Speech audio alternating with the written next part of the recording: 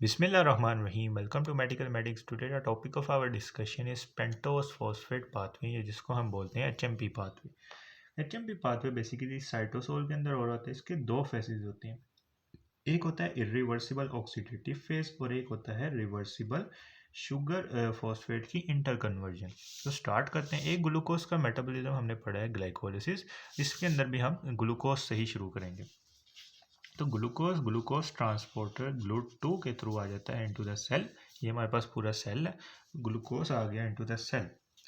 अब इस ग्लूकोज के ऊपर एक्ट करता है glucose kinase enzyme, glucokinase enzyme. Glucokinase enzyme की एक्टिविटी के लिए हमें पता है कि एटीपी चाहिए होता है जो कि कन्वर्ट हो जाता है इनटू एडीपी. क्योंकि काइनेज का काम फॉस्फोराइलेशन होता है, इसने फॉस्फोराइलेशन करवा देगी. फॉस्फोराइलेशन से क्या होगा कि हमारे पास बन जाएगा ग्लूकोज 6 फॉस्फेट. ग्लूकोज 6 फॉस्फेट बन गया. अब ये जो ग्लूकोज 6 फॉस्फेट होता है ये कन्वर्ट होता है into 6 phosphogluconolactone. 6 phosphogluconolactone के अंदर कन्वर्ट होता है. और यहाँ पर जो एंजाइम यूज होता है that enzyme is the glucose 6 phosphate dehydrogenase. Glucose 6 phosphate dehydrogenase use होगा. उसके अलावा यहाँ पर हम यूज करेंगे डीहाइड्रोजिनेशन करवा रहे हैं तो यहाँ पर यूज होगा NADP जो कि कन्वर्ट हो जाएगा into NADP positive NADPH plus H positive के अंदर. तो इस तरह से हमारे पास बन गया 6 फॉस्फोग्लूकोनोलेक्टोन.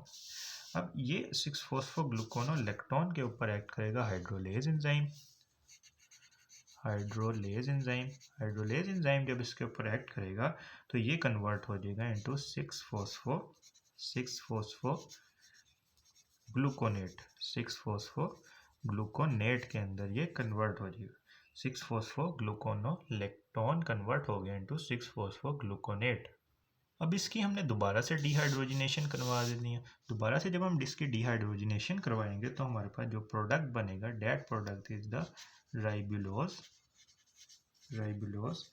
5 फॉस्फेट बन जाएगा.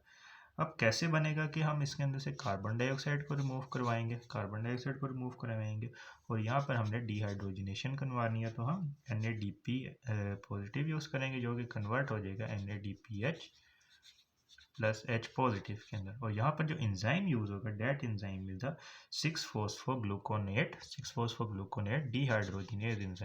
डिहाइड्रोजिनेज एंजाइम यूज करेंगे तो हमारे पास बन जाएगा राइबुलोज 5 फॉस्फेट. अब ये जो राइबुलोज 5 फॉस्फेट है ये 5 कार्बन कंटेनिंग कंपाउंड है. 5 कार्बन.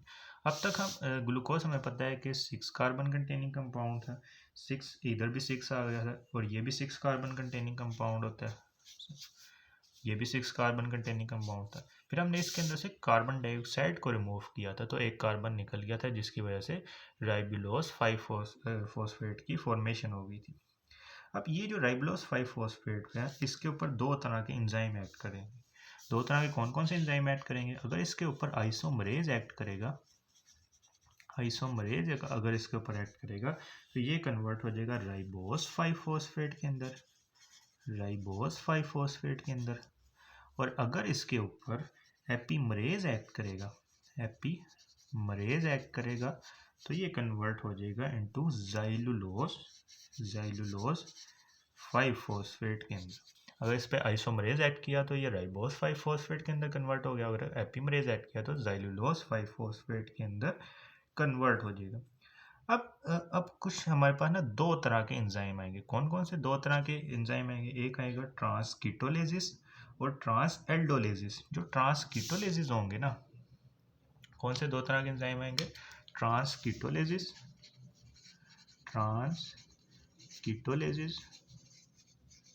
और ट्रांसएल्डोलेजिस. जो ट्रांसकीटोलेजिस होंगे ना वो दो कार्बन्स को ट्रांसफर करेंगे, जबकि जो ट्रांसएल्डोलेजिस होंगे वो 3 कार्बन्स को ट्रांसफर करेंगे. इसको इस तरह से याद रख सकते हैं कि जब हम कीटो ग्रुप की बात करते हैं तो इसके दोनों साइड्स पर ऐसे कार्बन्स ही होते हैं.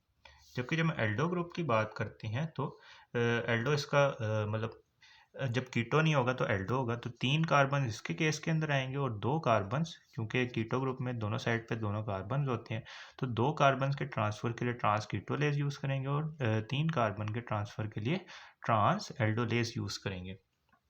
तो स्टार्ट करते हैं। अब हमने ना इंटर कन्वर्जन करवानी होती है। कैसे इंटर कन्वर्जन करवाएंगे? सबसे पहले हम यूज़ करेंगे ट्रांस कीटोलेज। यहाँ पर हम यूज़ कर रहे हैं ट्रांस कीटोलेज। ट्रांस कीटोलेज हमने कहा कि 2 कार्बन की ट्रांसफ़र करवाएगा। जब 2 कार्बन ट्रांसफ़र होंगे तो ये दोनों तो इक्वल हैं, 5 इसमें है और 5 इसमें है। तो जब 2 कार्बन ट्रांसफ़र होंगे तो एक 7 कार्बन वाला कंपाउंड बनेगा और एक 3 कार्बन वाला बनेगा, क्योंकि हमारे पास टोटल 5 और 5 10 है। तो एक जब 2 ट्रांसफ़र हो जाएंगे तो एक 7 वाला बन जाएगा और एक 3 वाला बन जाएगा। जो 3 वाला बनेगा वो हमें पता है कि ग्लिसरल्डिहाइड 3 फॉस्फेट होता है, ग्लिसरल्डिहाइड 3 फॉस्फेट होता है। और 7 वाला जो प्रोडक्ट होता है, that product is the sedoheptulose 7 phosphate. इसको हम एक ट्रिक भी है, ऐसे याद रख सकते हैं कि जितने फॉस्फेट होंगे, यानी 3 फॉस्फेट का क्या मतलब है कि फॉस्फेट भी एंड के ऊपर लगा हुआ और इसमें कार्बन भी कितने हैं? 3 कार्बन है। इस तरह 7 फॉस्फेट 7 पे लगा हुआ है तो इसमें कार्बन भी कितने हैं? 7 कार्बन है। नेक्स्ट हम यूज़ करेंगे ट्रांस एल्डोलेज। अभी हमने ट्रांस कीटोलेज यूज़ किया, अब हम ट्रांस एल्डोलेज यूज़ करेंगे। Transaldolase. ट्रांस एल्डोलेज हमने कहा था कि कितने कार्बन की ट्रांसफ़र करवाएगा? 3 कार्बन की ट्रांसफ़र करवाएगा। तो जब 3 कार्बन 7 के अंदर से 3 कार्बन निकलेंगे तो कितने बचेंगे? 4 कार्बन बचेंगे। 4 कार्बन वाला जो कंपाउंड होता है उसको हम बोलते हैं रिथ्रोस 4 फॉस्फेट। रिथ्रोस फॉस्फेट बन जाएगा और इसके अंदर 3 कार्बन जब ऐड होंगे तो ये बन जाएगा फ्रुक्टोज 6 फॉस्फेट। अब हमने यूज़ कर लिया ट्रांस एल्डोलेज। अब हम दोबारा से ट्रांस कीटोलेज यूज़ करेंगे। ट्रांस कीटोलेज दोबारा से यूज़ करें। अब हम ट्रांस कीटोलेज जब यूज़ करेंगे तो हमारे पास जो प्रोडक्ट बनेगा, इधर से आ रहा है फ्रुक्टोज 6 फॉस्फेट। अब एक फ्रुक्टोज 6 फॉस्फेट तो हमें मिल गया, दूसरा भी हमने बनाना है। वो हम कैसे बनाएंगे कि हमें पता है कि सबसे पहले राइबुलोज 5 फॉस्फेट होता है। यहाँ पे राइबुलोज 5 फॉस्फेट था। राइबुलोज 5 फॉस्फेट कन्वर्ट होता है जाइलुलोज 5 फॉस्फेट के अंदर। अब ये वाला जो जाइलुलोज 5 फॉस्फेट है ये इसके साथ रिएक्ट करेगा रिथ्रोस 4 फॉस्फेट के साथ। तो जब ये इसके साथ रिएक्ट करेगा तो हम ट्रांस कीटोलेज यूज़ करें। ट्रांस कीटोलेज ने कितने कार्बन ट्रांसफ़र करने होते हैं? 2 कार्बन ट्रांसफ़र करने होते हैं। जब 5 में से 2 कार्बन जब ट्रांसफ़र हो जाएंगे तो कितने बचेंगे? 3 कार्बन बचेंगे। 3 कार्बन कौन से कंपाउंड होता है? Glyceraldehyde 3 phosphate. और जब ये 2 कार्बन इसको दे देगा तो 4 + 2 कितने हो जाएंगे? 6 कार्बन हो जाएंगे। 6 कार्बन वाला कंपाउंड होता है फ्रुक्टोज 6 फॉस्फेट। फ्रुक्टोज 6 फॉस्फेट हमारे पास ये बन जाएगा। तो ये हमारे पास सारा प्रोसेस होता है पेंटोस फॉस्फेट पाथवे के थ्रू। अब इसका फ़ायदा क्या है? फ़ायदा ये होता है कि हमारे पास फॉर्मेशन होती है NADPH की। यहाँ पे हम देख सकते हैं कि NADPH + H पॉजिटिव की फॉर्मेशन हो रही है और यहाँ पर भी फॉर्मेशन हो रही है। ये जो NADPH होता है इसके काफ़ी सारे काम है। ये फैटी एसिड्स की सिंथेसिस करवा रहा होता है, उसके अलावा कोलेस्ट्रॉल के मेटाबॉलिज्म और न्यूक्लियोटाइड की सिंथेसिस करवा रहा होता है और न्यूरोट्रांसमीटर वगैरह की भी ये सिंथेसिस करवा रहा होता है। नेक्स्ट इसका फ़ायदा होता है कि हमारे पास ये बन जाता है राइबोस 5 फॉस्फेट। राइबोस 5 फॉस्फेट हमारे पास यूज़ होता है इन द न्यूक्लियोटाइड मेटाबॉलिज्म। और न्यूक्लियोटाइड मेटाबॉलिज्म में हमने DNA RNA वगैरह की सिंथेसिस करवाई थी। उसके अलावा NAD और FAD की फॉर्मेशन भी इसी के थ्रू हो रही होती है, राइबोस 5 फॉस्फेट के थ्रू। अब हम कुछ जनरल बातें कर लेते हैं कि इसके कौन कौन से फेजेस थे ग्लूकोज ये जो पेंटोस फॉस्फेट पाथवे पढ़े। जो स्टेप 1 था, स्टेप 1 से लेकर स्टेप 4 तक ये जो सारे स्टेप्स थे ये हमारे पास थे ऑक्सीडेटिव फेज के।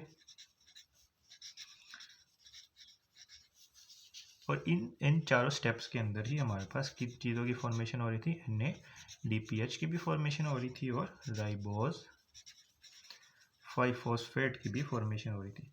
जबकि जो बाकी स्टेप्स थे, अदर स्टेप्स, वो नॉन ऑक्सीडेटिव फेज के थे। नॉन ऑक्सीडेटिव फेज के थे, और इनके अंदर क्या बन रहे थे, ग्लाइकोलिटिक, यानी जो ग्लाइकोलिसिस के इंटरमीडिएट्स होते हैं वो बन रहे थे, ग्लाइकोलिटिक इंटरमीडिएट्स।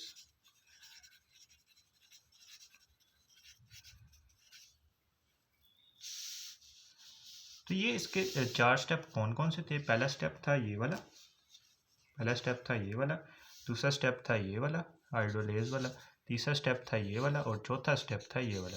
ये जो चार स्टेप्स थे ये ऑक्सीडेटिव फेज के थे, जिसके अंदर NADPH और राइबोस 5-फॉस्फेट की फॉर्मेशन हुई थी। तो ये था टॉपिक हमारा पेंटोस फॉस्फेट पाथवे, जिसको हम HMP पाथवे भी बोलते हैं। If you like this video then kindly share it with your friends and subscribe to my channel.